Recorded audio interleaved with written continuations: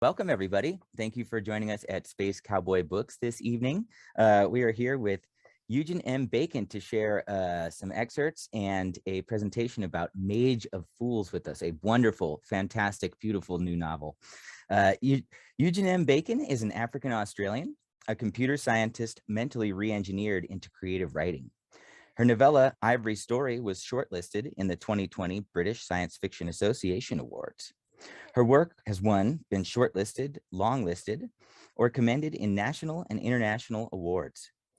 Bacon's creative work has appeared in literary and speculative fiction publications worldwide. And I'm going to hand it over to her to do a brief reading as well as a presentation about her work and this wonderful new book from Meerkat Press. So I'll hand that over to you, Eugen. Thank you so much. I'm super excited to be here.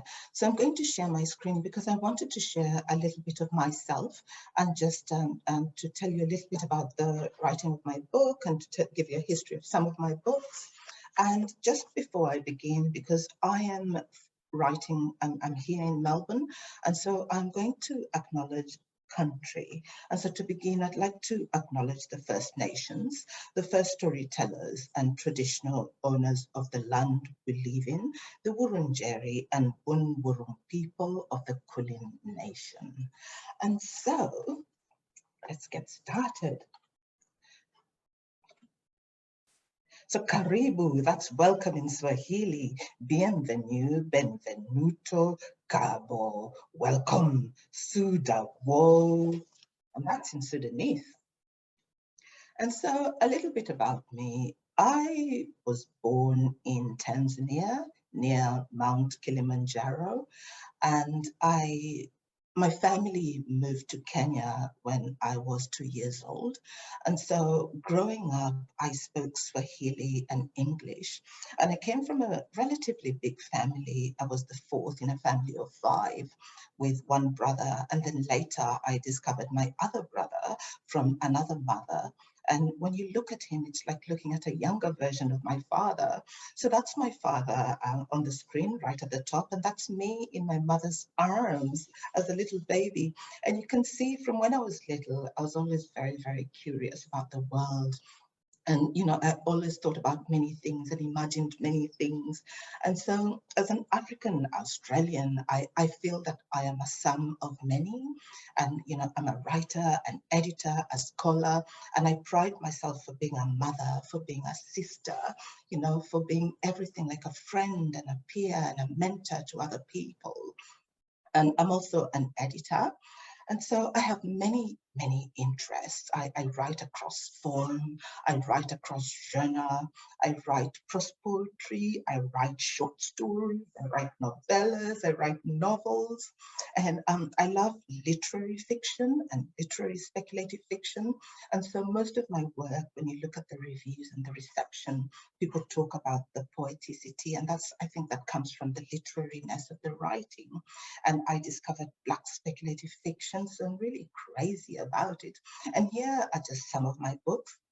So my very first book was Writing Speculative Fiction, which is a nonfiction from Bloomsbury Publishing.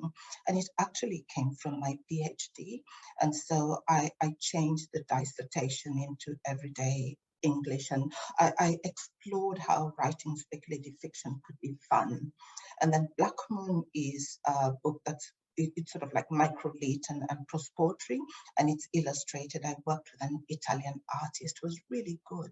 What I'd do is I'd send her the poetry and just say whatever you'd like, whatever you see in the text. And she was really good. It was quite a marriage of the text, and she did really well. Then Ivory Story is a novella. That's a Black speculative novella. And I think it was part of my own curiosity about belonging and about otherness. And so it's about a girl who's looking to fit in her world. Then I love short stories. So Down Black Thing was my biggest breakthrough in Australia. And it's doing really well because it's getting a lot of curiosity. And most of the stories hero Black people. And then coming soon is An Earnest Blackness by Anti-Oedipus Press, which is a collection of Black essays, and the Chasing Whispers, which is another collection. I just really love collections, and I'm so fortunate that publishers are interested in my short story collections. So this is some of them, but today I'm here to talk about my books by Meerkat Press. And so my very first debut in a novel was Claiming Timor. And what I really loved about Meerkat Press as a publisher was she got so excited about the book right from the onset. And this is a publisher who, once she falls in love with a book, she throws the kitchen sink at it.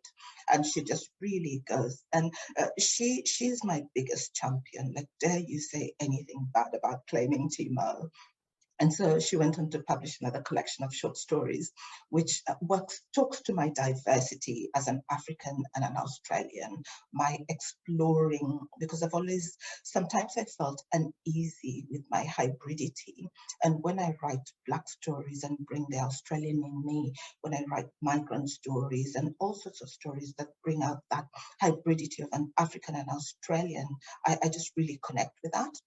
And so that was brought to Whoop Whoop. And then Speculate is a collection of prose poetry that was actually very, very fun. I wrote it with my PhD supervisor, who eventually became my friend, because they say your PhD journey is as good as your supervisor. And this is a supervisor who I could send her a chapter at 11 o'clock at night. And by 6 in the morning, she would have replied with tracked changes and annotations and 3 pages of references. So she was just amazing. And so we decided, let's do something together. And in Speculate, it's fun because it's sort of like a question and answer approach.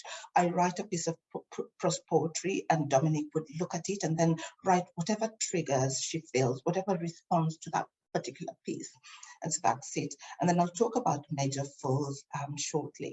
So Major Fools is an Afrofuturistic dystopian novel, and it's come out in different forms, and it's also on Audible as an audiobook.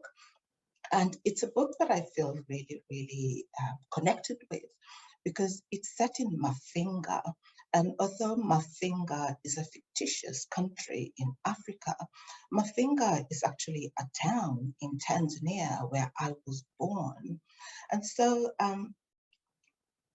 Major Fools have been so fortunate in the sense that it's received such a good reception from the industry, from the readers, from the literary critics. And it's always very humbling to see what people say when they read the book. I was very nervous writing it because it's one of the books that took the shortest to write. But I think it's because I did a lot of research before that, and I'll talk to some of that. So behind Major Fools, what was it really that I wanted to achieve? I knew that as a short story writer, I really wanted to write a novel. I'd already written Claiming Timor, which is also the creative artifact of my PhD.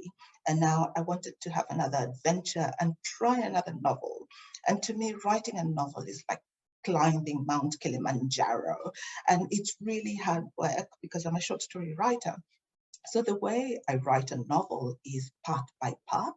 It's sort of like stories within stories, because that way I can use my strength as a short story writer. I knew that I wanted it to be Afrofuturistic. I really wanted to capture the African elements and also to imagine a future Africa. I wanted it to be dystopian, in particular because I wanted to look at the socialist aspect of Tanzania.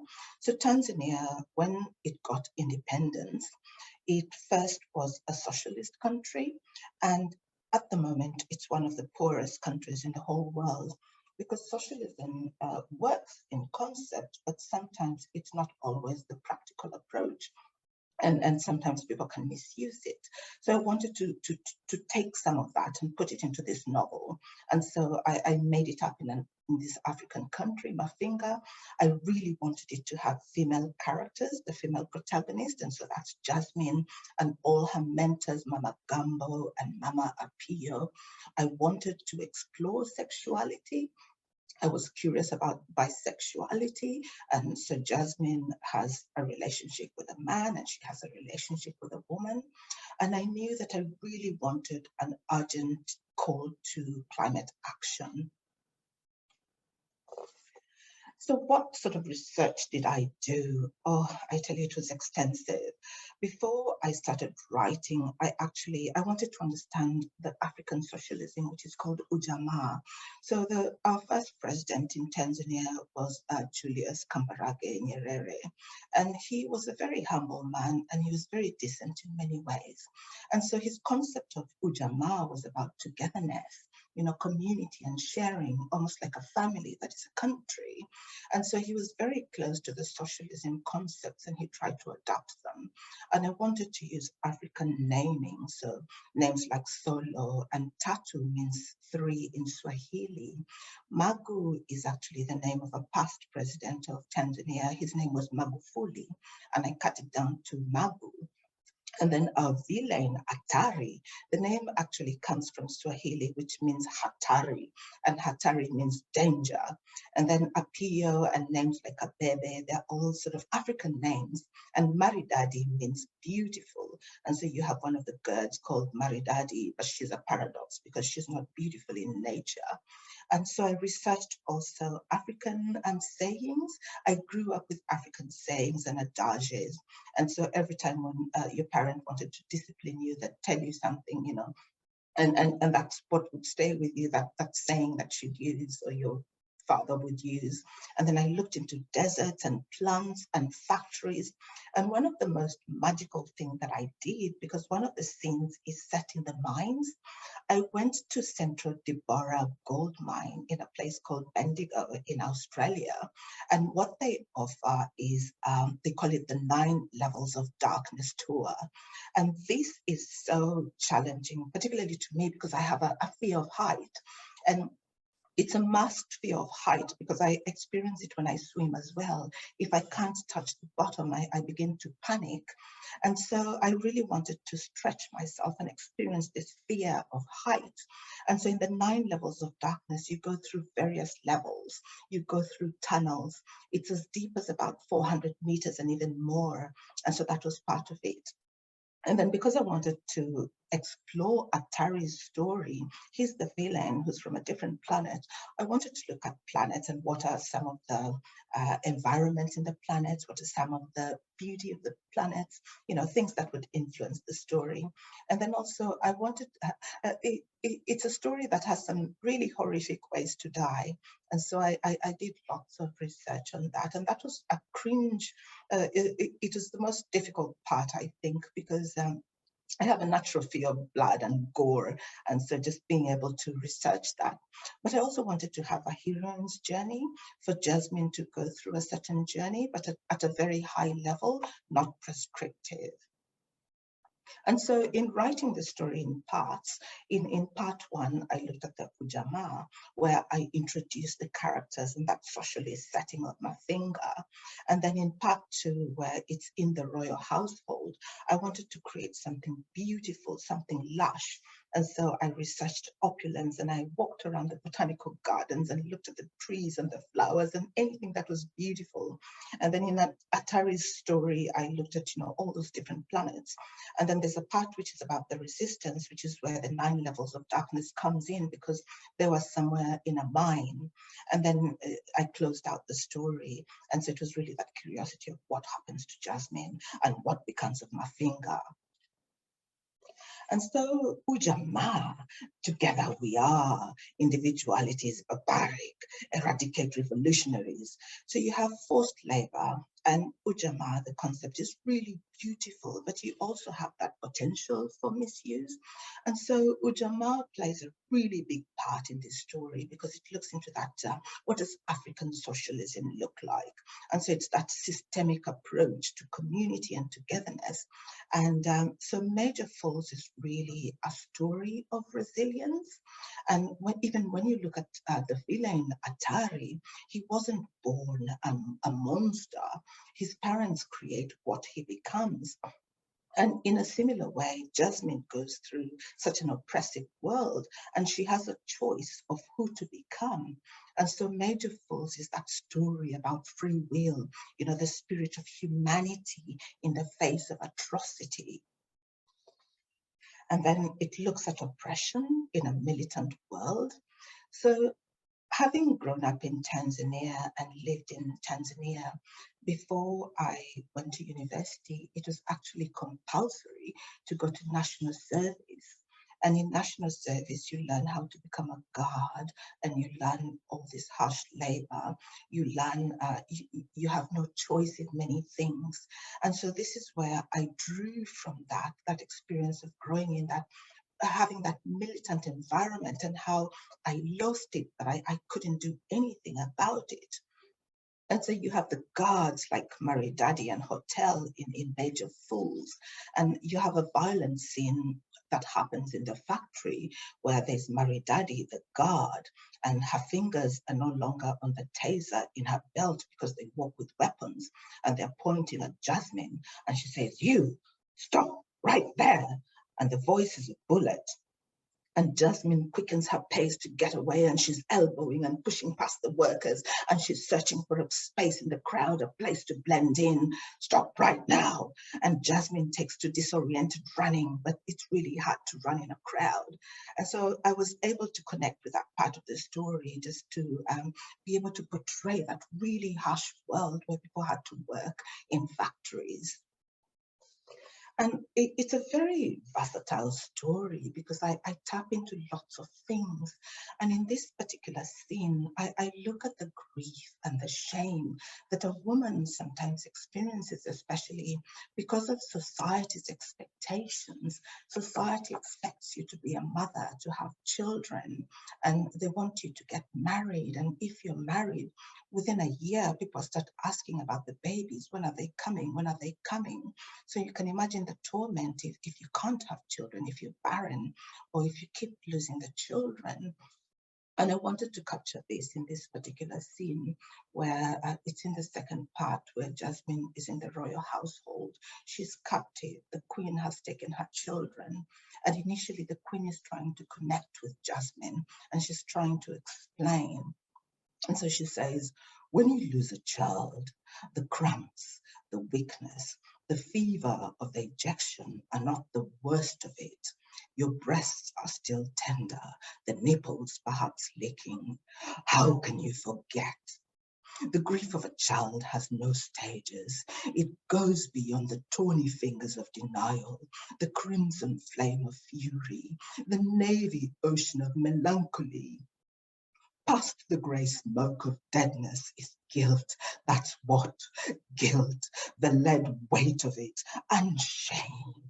The plain knowledge that you can't be woman to your core if you can't fulfill the simplest thing that Mother Earth begs of you, to procreate. But for that to happen one more time, you must part your legs and expose your shame, the shame of a body infected with unforgiving, the terror each time you fall pregnant, thinking this child will also die. And this was a scene that I found really difficult to write because I could really connect to the queen, and I could connect with that desire for a child, and that shame when you lose a child and it's not your fault, but society blames you. That if you have a mother-in-law or the sisters-in-law look at you with funny eyes, like, what's wrong with you? What are you cursed? Why can't you have children? And then I also look at fear, and I look at fear in a really intimate way. And our protagonist, Jasmine, brings out a golem in her fear. And the golem in her mind is Atari, the villain of the story, the strangeness of him. And suddenly, a strangeness overwhelms her. She's walking in slow motion, her senses distorted. Her limbs are dotted lines. Her breathing is too loud, gasps in her ears. She's aware of the dawns as they glow at her approach. They're swaying, shifting with obscure meaning. She feels they want something. Jasmine recognizes the sound as the golem spreads in a melt her way. It's a factory song.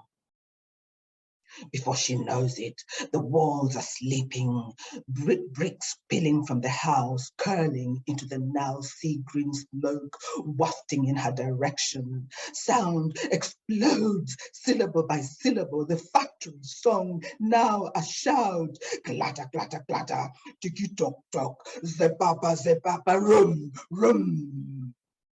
The golem is inside her head. Run, Jasmine, run! She finds her feet. Run, run! Jasmine is running. Run, run! So this was a part that was really fun to write because I could get into the musicality of the text and really feel the rhythm of the text, and sometimes bring in the poeticity of writing and just find that immersion in the storytelling. And so I hope that gives you enough curiosity to read Major Fools, and later I'll speak to other projects that I'm working on at the moment. So that's, I think that's it for the moment. I'll hand back to you. Let me stop sharing and I'll talk to you now properly. Thank you so much for sharing that with us, Eugen. Wonderful, powerful reading, and you have such a lovely voice as well. The prosody of this book is one of the things that came through strongest for me, and it's wonderful to hear it in your voice because there is such music in this book. So Mage of Fools takes place on Earth, but the environment feels totally foreign, almost alien. So you talked a little bit about your research, but how did you go about this world building? Yeah, that's a part of the immersion that I find as a writer.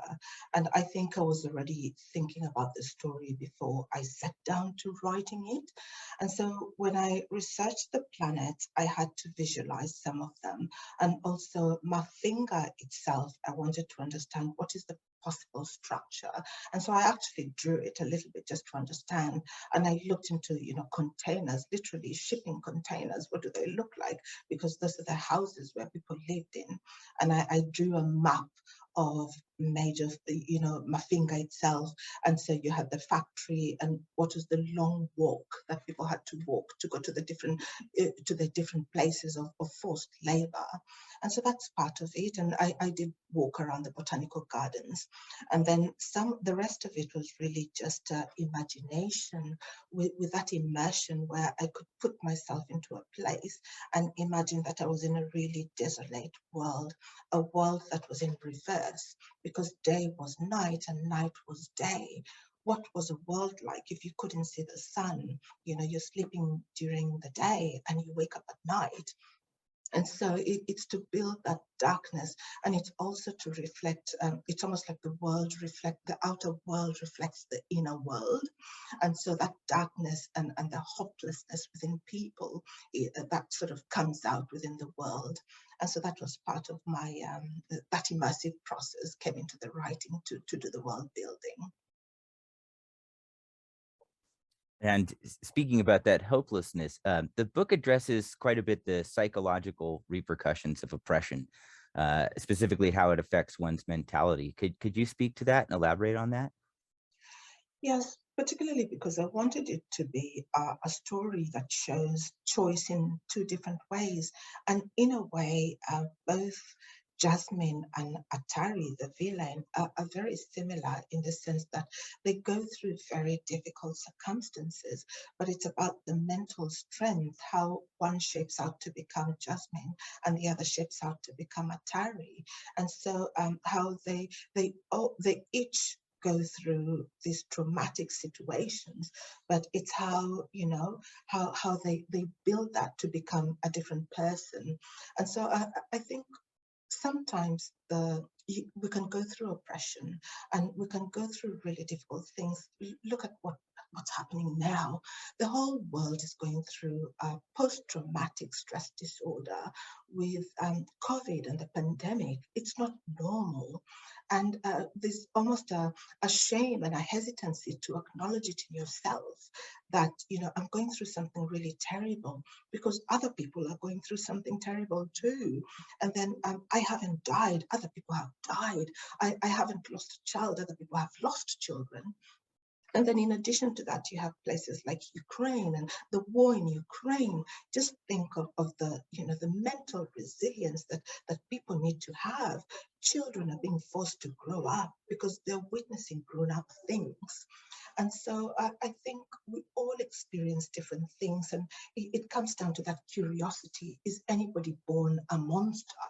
And so if you project two individuals to similar situations, are they each going to evolve in the same way, or does each make their own choices, or do they have some inner resilience that they can build to become something different?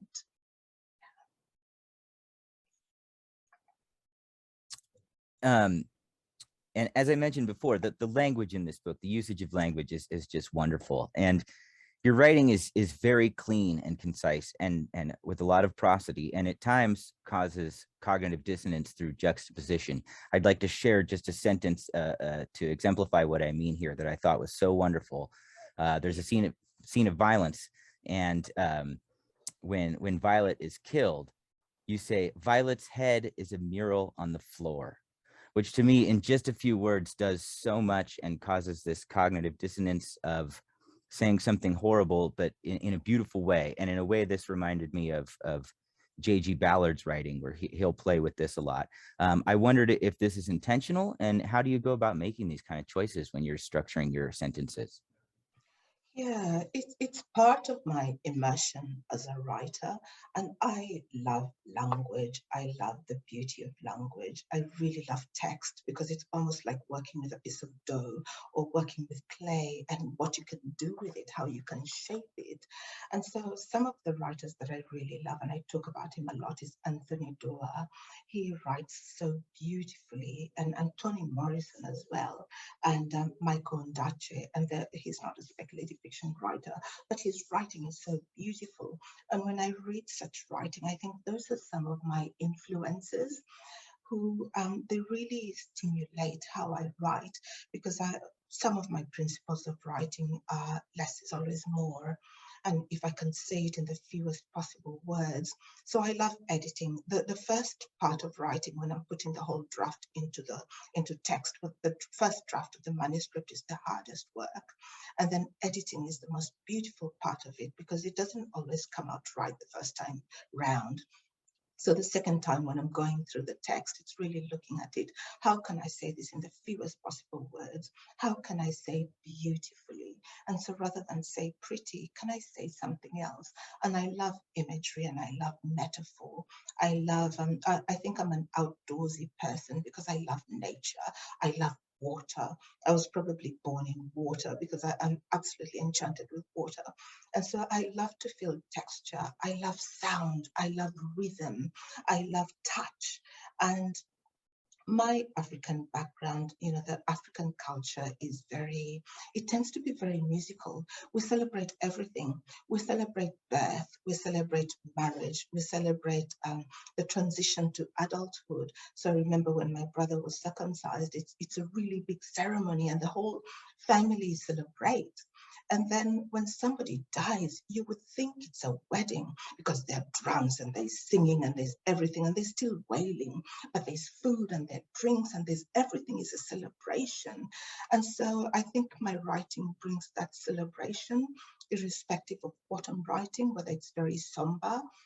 And I have to connect with the writing. I have to really, really engage with it. And so that's where the beauty comes in, that impact that I really want the text to have an impact. And I'm not even thinking of the reader, I'm thinking of me. How can I say it in such a way that it actually reflects what it is that I feel? And so I love rereading some of my work. It's because I read it and I can still feel what I felt when I was writing it because of that immersion. It's almost like a serial killer going through their kill. And you have that pleasure just going through that scene. Yeah. And actually, yeah, to add on to a little bit of that, I borrow a lot from prose poetry. And so sometimes I experiment. The beginning of a story can actually begin with a prose poem, and then out of it is the trigger, and the beauty of that prose poem then stretches into the story.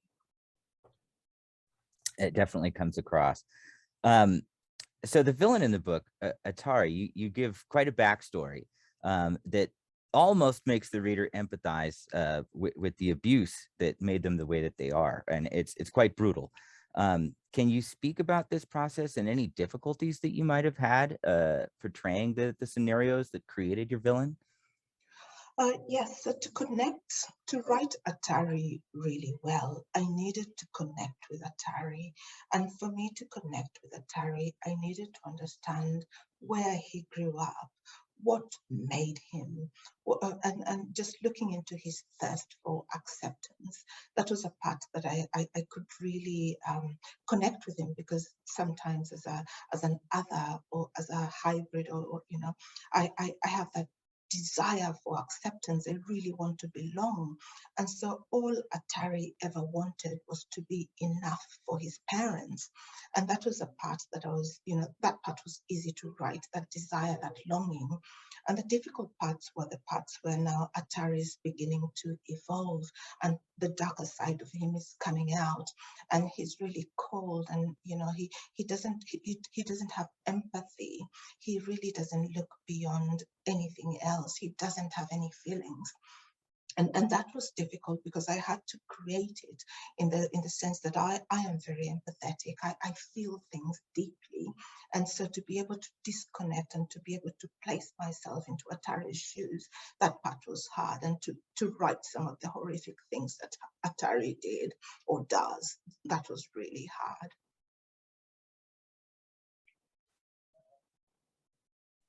And characters in the book, they find power and solace in reading, or in the reading machines, um, uh, almost similar in a way to for Fahrenheit 451 or 1984. And I wondered if you could speak about the importance and connection between reading and freedom.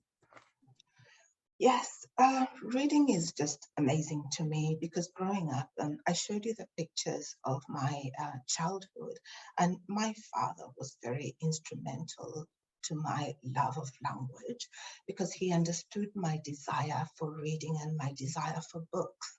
And so from a very early age, he would buy me books like, how the zebra got his stripe, or how the crocodile got to live in the water, or how the tortoise got his shell. And so I read books like from writers like Margaret Ogola and Chinua Achebe and Ngugi wa Thiong'o and Kamara Laye, the African Child. And then I used to read my sister's Mills and Boon, and because I was really curious about characters, and I was really curious about things that what are their incentives, what are people's motivators. I am a people watcher, and I'm not ashamed of it. I could go somewhere on my own, to a restaurant or to the botanical garden, and just watch how people interact with each other, read their body language, and just sometimes, listen to their dialogue and try to reconstruct it in a different way. It's just, it's that curiosity that I have with people. And I think that's what comes into my text, that enchantment with people, but also the enchantment with text. I find it so liberating. It's such an escape. And it's also healing and very empowering. And I tell this story how years ago, when my elder sister died of AIDS, the very first thing that I wanted to do was to crawl to a computer and just start typing. And I didn't know what I was going to write. And what I wrote was a very angry story, because then I realized, I didn't know it at the time, I realized that I was very, very angry, that how could Flora let herself die in this day and age where you have the antivirals, you have everything. Why did Flora let herself die?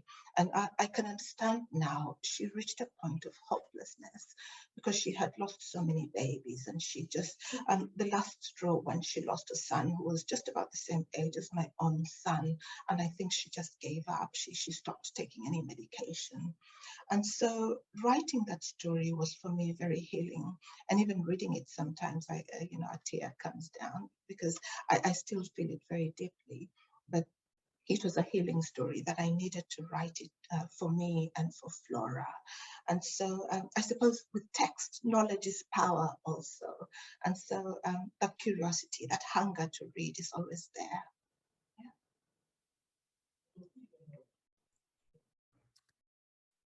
And that this part, thank you for sharing that, by the way. That this part surprised me in the book in a delightful way.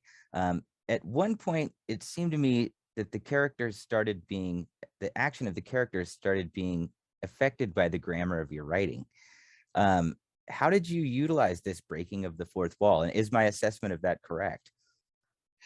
I think it is correct because it's part of my immersion in the act of writing, where suddenly I cease becoming the author, I become the character, I become the text, and I become everything. It's like I almost morph into the work, and that immersion and the poeticity all come in. And so I think that's how the metafictional text came out, and it spoke to itself. And like in that scene where that I read, that I shared, where Jasmine's fear brings out the golem, and just the experience of the golem, the musicality and the immersion, that all comes in. So I think that metafictional aspect just slips into the text subconsciously. I don't consciously think about it, and it doesn't even come in through the editing. That would usually be in the first part when I'm writing it, and at most I'd probably just tighten it a little bit. But yeah, it's just the natural process of writing that comes out. And Mage of Fools also addresses the brutality and emptiness of vengeance, and the fine line that there is between vengeance and justice. Uh, I wonder, because this part of the book really brought up a lot of conflicting feelings for me, which great writing generally does. Um, do you believe that this is an inherent human flaw, or something that we as people can overcome? I think as individuals, we can make a lot of choices. And sometimes as individuals, we're very strong in our own selves. But sometimes we become brutes as a mob. When you have mob justice, the mob starts acting as a beast. And when you think of what happened at the US Capitol on January the 6th, this was the mob, just morphing into one, and there's no thinking. It's just a cohesion of violence. And so it's something that I wanted to explore consciously and subconsciously, just to be able to see what are the choices that an individual can make, and what happens when the individual allows the mob to take over, and the individual and the mob become one. Because then you come back to that aspect of, it's almost like an inverse ujamaa. It's collective and togetherness, but in a very dark way, in the most violent way, and so as individuals, we have a choice not to become the beast. And that's what I really wanted to bring out in the story. So, as you mentioned, you're also a poet, and that definitely comes through in the writing. And I wanted to ask you, moving further with that, how has writing poetry informed your prose? And when you're dealing with the prosody in your work, which is very rich, are you paying attention to meter? Are you trying to structure it like a poem, or how do you go about this? And what are the differences in the process for you between writing your short stories and novels and writing your poetry? Yeah, it's very spontaneous. I write from the gut. I write on a trigger because my writing and my reading is very immersive. And so I could hear a word, maybe the word is skeleton, or the word is something as meager as just a bean, and suddenly it triggers something. And it's that gut instinct that puts me to the text. And I think I have a listening ear. There's something that happens when a certain sequence of text comes together in my mind, and suddenly the beauty of it really stays with me. And so I always write. I have scrap notes everywhere because I never know. It's almost like my everyday. I'm writing in everything that I do.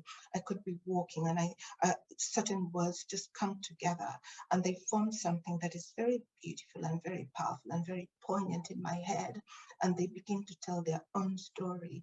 And so I write that sequence of text in just a jumble. And sometimes all I have may just be 3 words, but I take those 3 words without knowing where I'm going to go with them and just start writing straight from the head and straight onto the paper or straight onto the computer.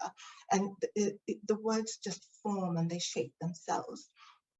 And I think what it is, it's really about that musicality, and the rhythm is really important.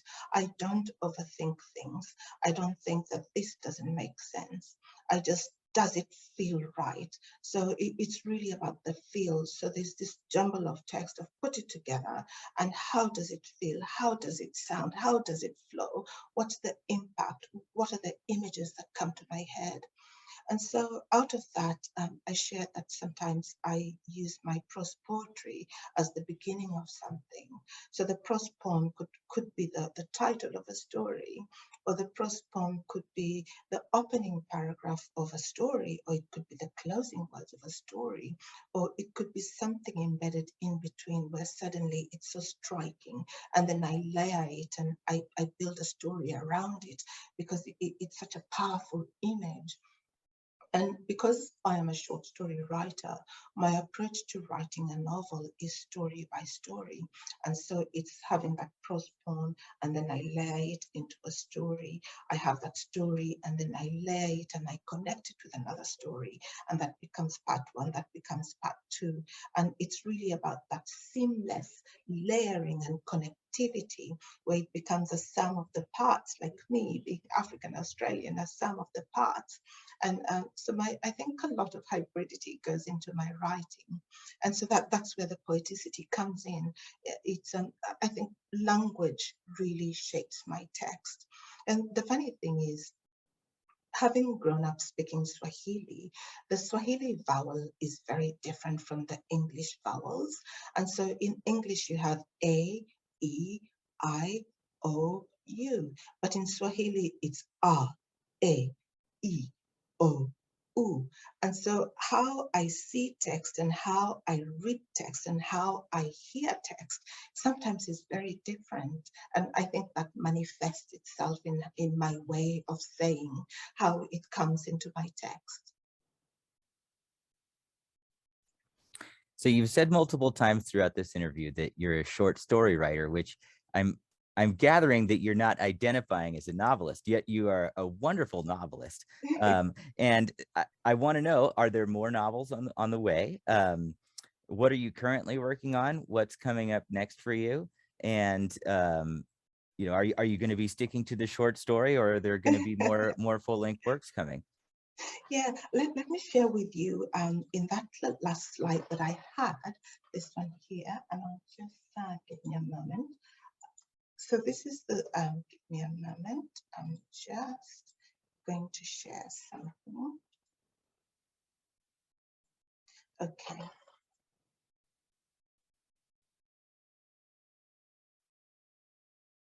So this is me sharing this particular slide. I'll go to the last slide, sorry, just so that I can talk to the works that I'm working on. So these are some of the projects. Here we are. So I've got other projects that I'm working on at the moment. The Sauti Verse is a really exciting project because it's with an African collective.